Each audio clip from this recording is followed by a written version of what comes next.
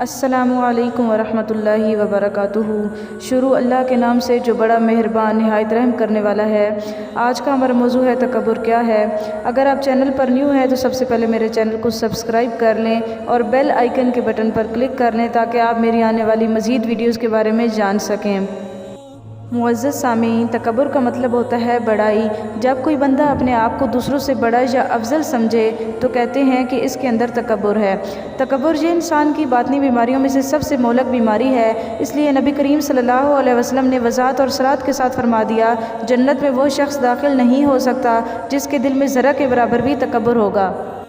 بزرگوں نے تکبر کی 2 علامتیں بیان کی ہیں: حق بات کا انکار کرے اور لوگوں کو حقیر سمجھے۔ تو حق بات کو ماننے سے انکار کرنا اور دوسرے انسانوں کو حقیر سمجھنا، یہ 2 علامتیں جو ہیں یہ انسان کے تکبر کا پتہ دیتی ہیں۔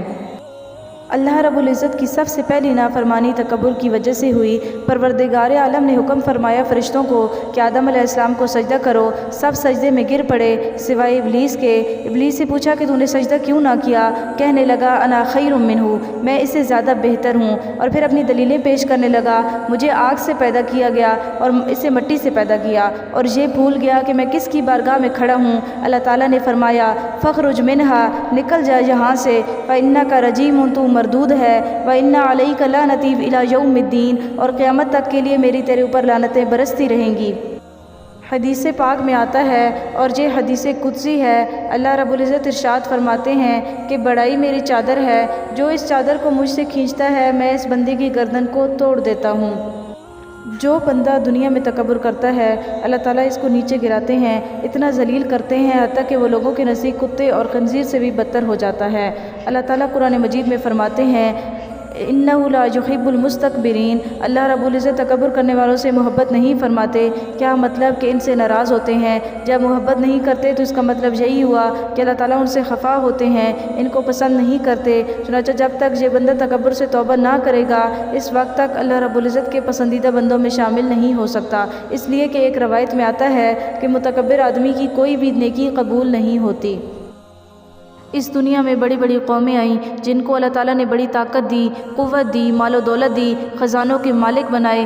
اس طاقت کے نشے میں وہ اپنی اوقات کو بھول گئے۔ چنانچہ ایک قوم عاد تھی، مفسرین نے لکھا کہ ان کے قد 60 ہاتھ کے برابر تھے۔ وَتَنْحِتُونَ مِنَ الْجِبَالِ بُيُوتًا، پہاڑوں کو کود کر گھر بناتے تھے اور کہتے تھے من اشد منا قوہ، کون ہے ہم جیسا طاقتور؟ اور اللہ تعالیٰ تصدیق بھی فرماتے ہیں لم یخلق مثلھا فی البلاد، ان جیسی قوم پھر شہروں میں پیدا نہیں ہوئی مگر ان کو اپنی طاقت پر ناز آ گیا، مان آ گیا، تکبر کرنے لگے، اللہ تعالیٰ کی نافرمانی کرنے لگے۔ نتیجہ کیا نکلا؟ اللہ رب العزت نے ان کو عبرتناک انجام تک پہنچایا۔ ایک تیز ہوا چلی جو 8 دن 7 راتیں چلتی رہی، ایسی تیز کہ مومن کے لیے تو فرد بخش لیکن کافر کے لیے وہ اتنی شدید تھی کہ ان کو تھپیڑے لگتے اور وہ زمین پر آ گرتے اور ان کو زمین پر پٹخ پٹخ کر مار دیا گیا۔ اگلے دن ان کی لاشیں بکھری ہوئی تھیں، کأنہم اعجاز نخل خاویہ، جیسے کہ کھجوروں کے تنے زمین پر بکھرے ہوتے ہیں۔ تو جب قوموں نے تکبر کیا تو قومیں مٹ گئیں، افراد نے تکبر کیا، افراد مٹ گئے۔ تو تکبر کی بیماری بہت زیادہ مہلک ہے۔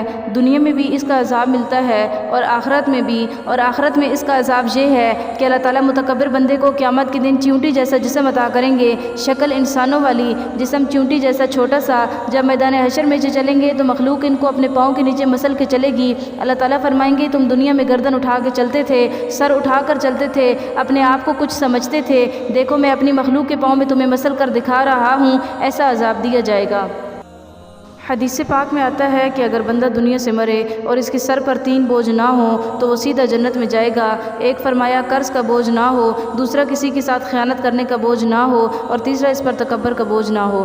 قرض، خیانت اور تکبر، اگر ان تینوں کا بوجھ بندے کے اوپر نہیں ہوگا تو اللہ تعالیٰ اس کو سیدھا جنت میں جگہ عطا فرما دیں گے۔ سبحان اللہ۔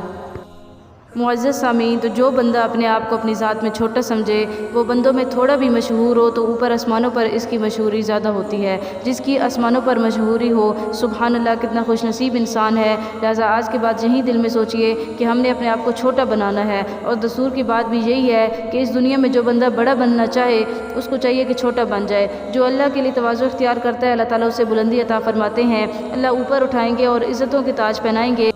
دعا ہے کہ اللہ تعالیٰ ہمیں عجب اور تکبر سے محفوظ فرمائیں۔ وآخر دعوانا ان الحمد للہ رب العالمین۔